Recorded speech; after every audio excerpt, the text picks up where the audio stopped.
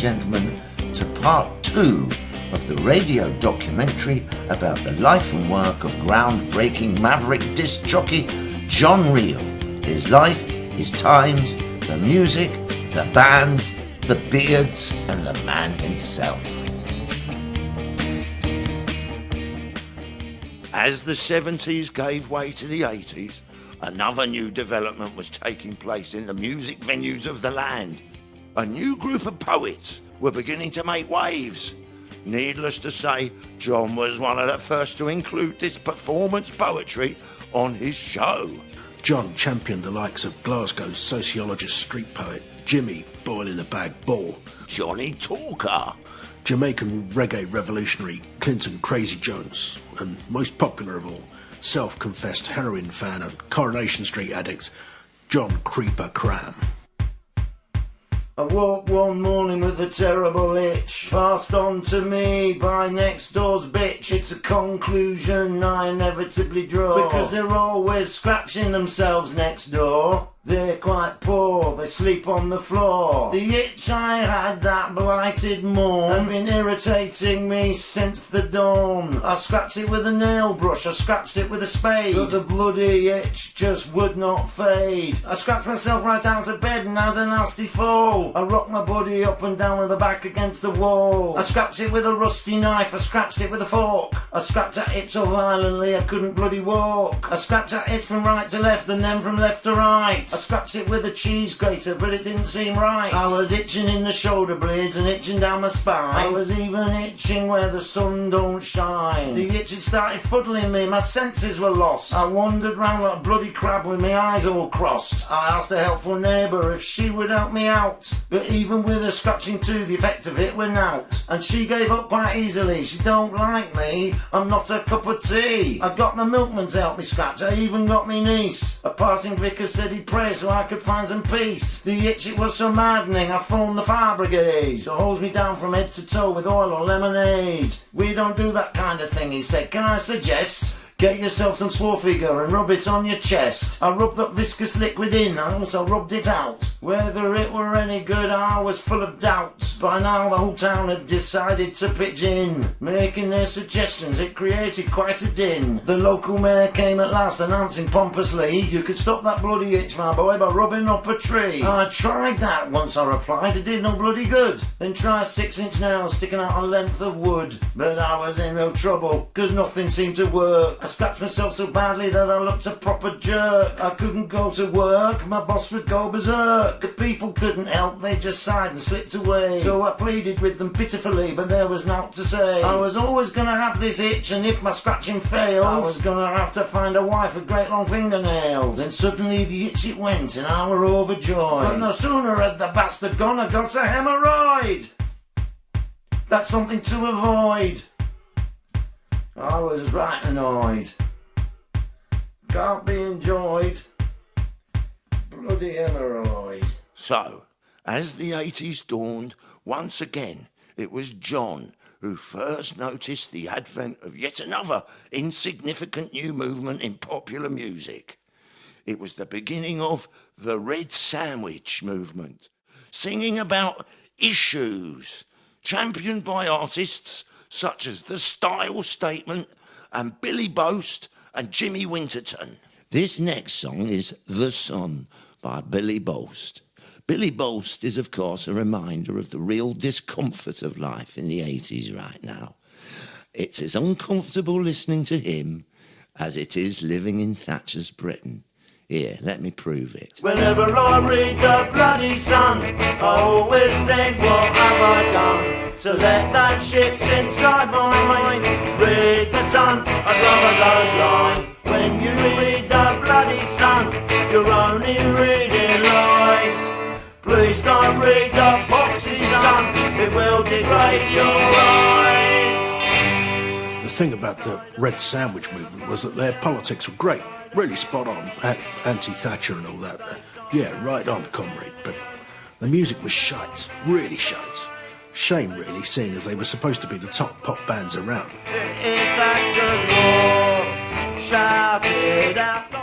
Really shite, though. Bloody bloody awful. Radio 1 DJ Toady Blackbird said, "Oh, well, of course I loved Mrs. Thatcher. Not everyone did, though. Argentinians didn't like her at all. Unemployed people. Miners, of course. Dustbin men, car workers. Oh, yeah, steel workers. Oh, yeah, the anti-hunting lobby. They supported Tories when the working class were low. They told all the immigrants exactly where to go. The rubbish that they published was written by mental cripples. Even bad news is okay when you've got patron nipples. Except for me and Jimmy Savile. We loved her. To let that shit inside my mind. Read the sun, I'd rather go blind. And as the country experienced a prolonged period of depression, recession and oppression, it was northern gloomy bands such as the Old World Order and the New Fascist Trousers who seemed to reflect most accurately a fact that John seemed well aware of. It was John who first played The Dirt of My Detritus by the gloomy northern band Joyless Multiplication, leading, some say, to the inevitable suicide of their lead singer, Kurt Curtis. It is said when he heard how awful he sounded on the radio, he couldn't bear it any longer. So in a way, John actually killed him.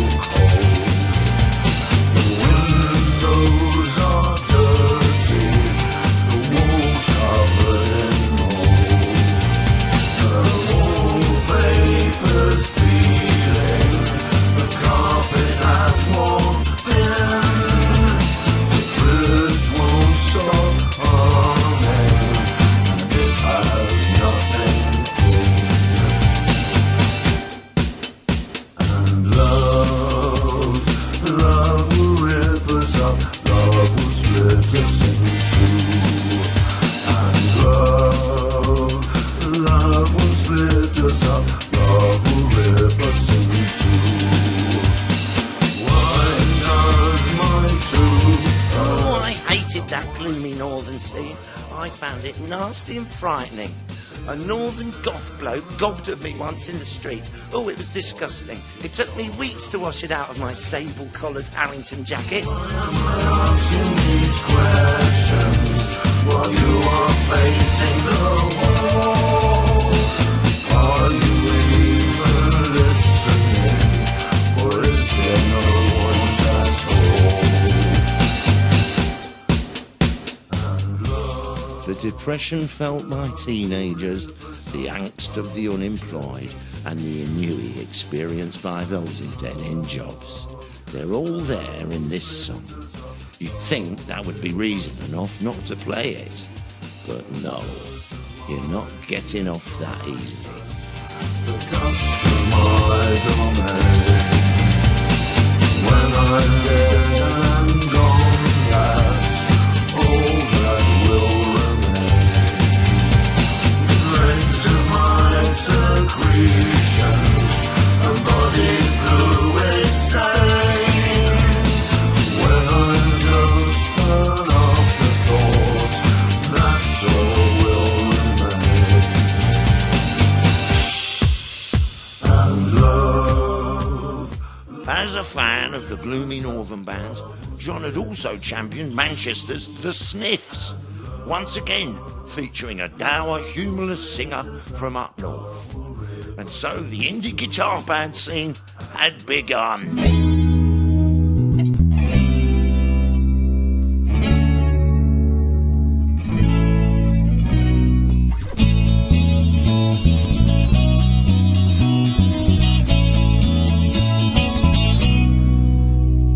Another awful sunny day and I've nothing much to lose.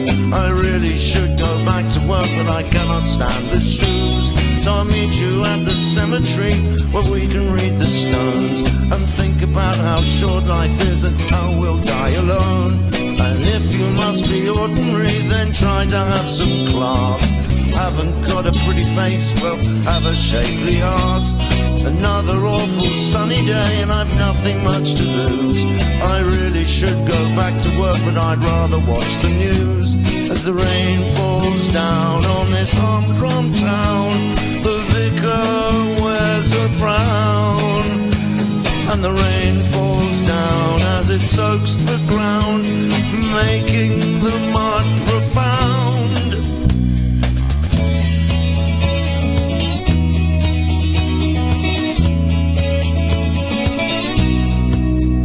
So I'll meet you on the windy moor or by the old canal. Oh, it seems like such a shame that life is so banal.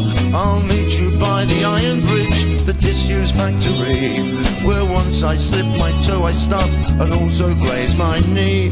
Meet you at the old grey house beneath the lowering sky, and I will end up wondering who'll be the first to die. I'll walk across the local park to meet you at the front. Oh God, I wish I wasn't such a miserable person. As Sally collected money in her canister, the vicar came sliding down the banister, and the young man writing for the Daily Mail went pale.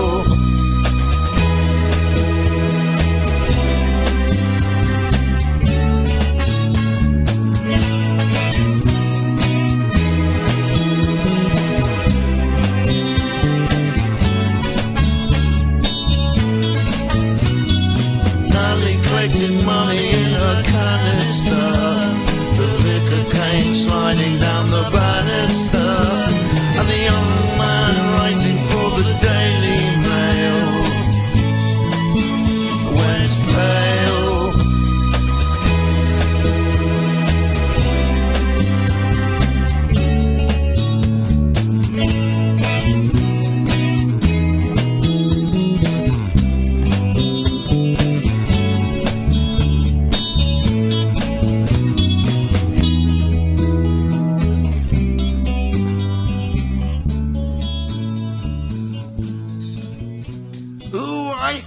The indie band scene. I found it nasty and disgusting. A vegetarian librarian gobbed at me once in the street. It was disgusting. Took weeks to wash out of my beaver skin trench coat.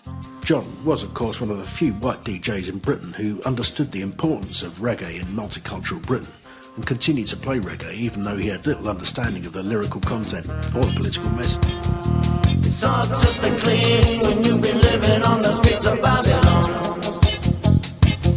And it's hard to be strong when you've been living on the streets of Babylon. And it's hard to be composed when every door is closed. It's hard to be cool when everyone's a fool in a Babylon. Whoa, the streets of Babylon. All of the children in a concrete city, we can see that it ain't too pretty. What a terrible situation, causing consternation all across the nation on the streets of Babylon. It's hard to keep neat when you've been living on the streets of Babylon. And it's hard to sleep when you've been living on the streets of Babylon. And it's hard to be content when the pavement's bent. It's hard to greet the day in an alleyway in a Babylon. Whoa, the streets of Babylon. All of the children in a concrete city, we can see that it ain't too pretty. What a terrible situation, causing consternation all across the nation on the streets of Babylon. We say we look to the north, but a change of heart, but the way there is better not free. So we look to the south, but the way ruled out, the way there is better not free. So we look to the east to find better not free. So we look to the west to see if it got best, but the weather is better not free. All of the children in a concrete city. I have to say that this band is really profoundly a band that quite literally does reggae. Man, Selassie, conquering line of anyway. And as the new millennium dawned, John was one of the few mainstream radio DJs who seemed to understand the importance of rap and hippity-hoppity culture. Here is a track that John played many times until somebody explained what the lyrics meant, and interestingly was used in a famous test case in court as evidence. It was successfully used to prove the corrupting influence of explicit violent lyrics in popular music upon young people.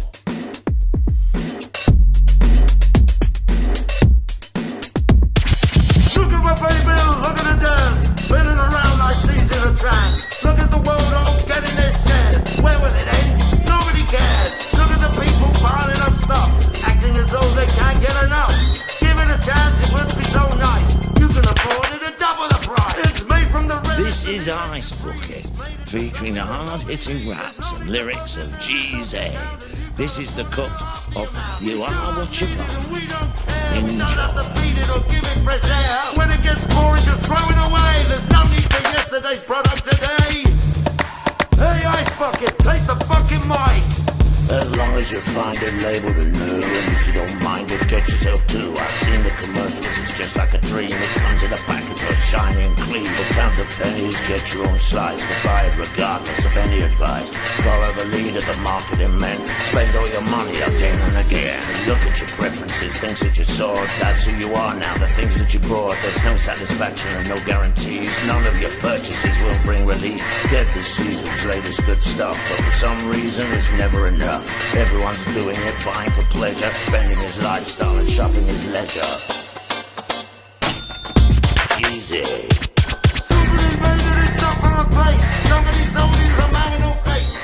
Towards the end of John's life, he became increasingly interested in world music and the campaigning work done by the Working World Collective, or Eco-Mad.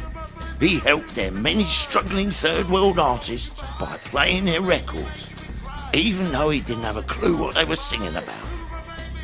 In other words, he helped many poor foreign musicians sell their unintelligible foreign music to clueless European poseurs who would buy anything if the sleeve was coloured red, gold and green and the band name or song included the word eco in the title. Here we include the track Mongo Congo Mambo Samba by Mofinos Mandabablos, the Cuban salsa aficionados from Cleethorpes.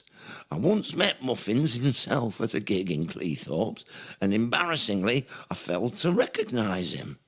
Admittedly, I was expecting a young Latin American percussionist, not a middle-aged bus driver from Bolton. And he was ginger.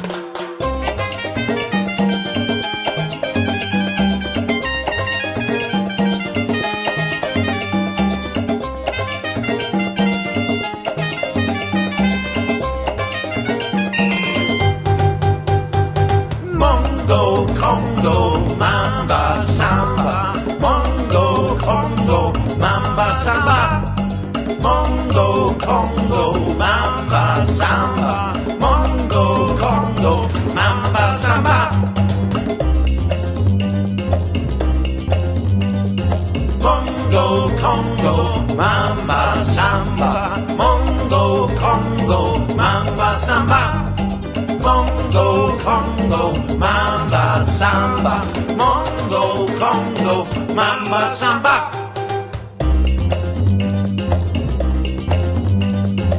Mongo, Congo, Mambo, Samba, Mongo, Congo, Mamba, Samba, Mongo, Congo, Mamba, Samba, Mongo, Congo, Mamba, Samba, Mongo, Congo, Mamba samba, Mongo Congo, Mamba samba, Mongo Congo, Mamba samba, Mongo Congo, Mamba samba, Mongo Congo, Mamba samba, Mongo Congo, Mamba samba, Mamba samba, Mongo Congo.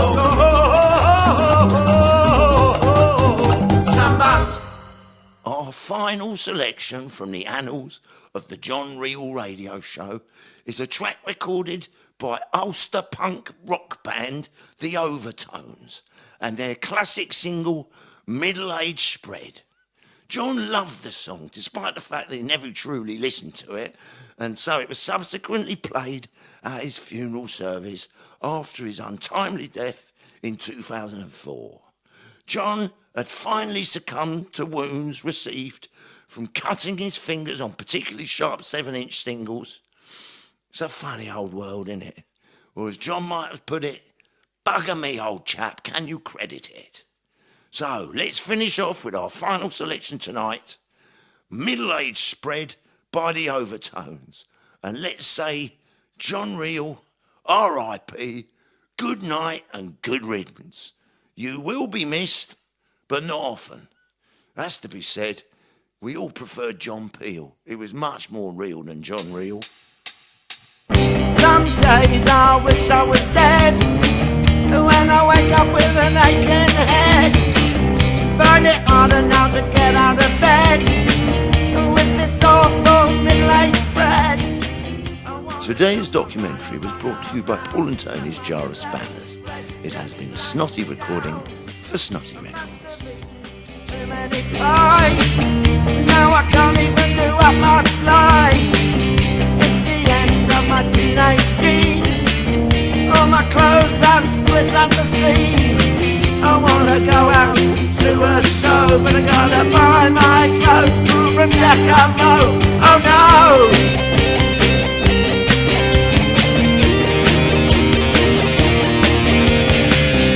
Anytime I walk down the street, I'm having problems to pick up my feet. Middle-aged spread drags me down. I need a mobility scooter just to get around. I wanna jump up, wanna run around, but middle-aged spread just drags me down. There's no one I can ring on the phone, 'cause I mostly live on my own. I wish I was a teenager instead, without this awful middle-aged spread. I wanna jump up and run around.